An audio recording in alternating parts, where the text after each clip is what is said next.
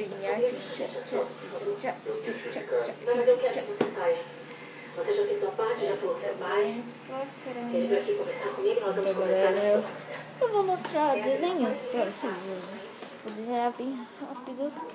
Sou especialista nisso.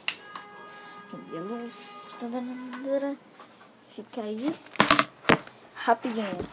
Só deixa eu desenhar. É bem rápido.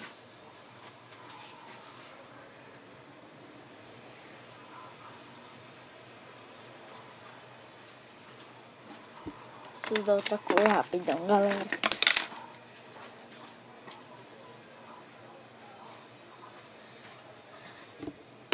Eu acho que já tá pronto. Vamos ver se gostaram. Foi bem rápido.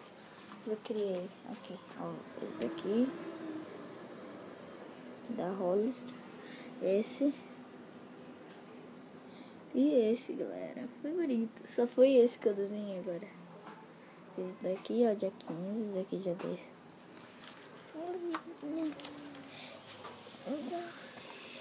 Tudo bem, tudo bem. Então, oh, nossa, gostaram? Acho que não, né? Nossa, ai, ai, chato.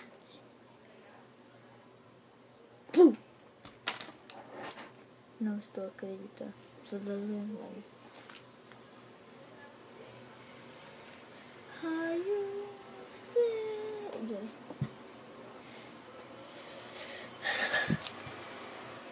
A minha cara. Então, era isso. Estamos aqui. Agora eu vou mostrar pra vocês que é um lápis. Lápis que eu consegui desenhar. Estou anunciando aqui. Quem quiser comprar, banana 10. Tá à venda à vista. A parcela nominal R$59. E aqui também tá na venda o número 1, 2, o 3, o 4, o 6, 6 e o 7. E o 9. Então, galera, tá. Todos aqui. 1, 2, 3, 4, 5, 6, 7, 8, 9 e o 10. Então, galera, esse foi um vídeo pra dar um toque pra vocês.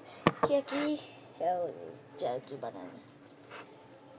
E pra mostrar meus desenhos, né? Hoje eu acho que eu vou gravar com meu pai. Então, deixa o like, compartilhe e inscreva-se no meu canal. Por favor, galera. Estou tentando... Tá.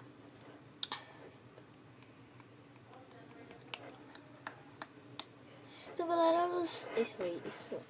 Sabe o que vocês fazem? Clica naquele gostei. Gostei.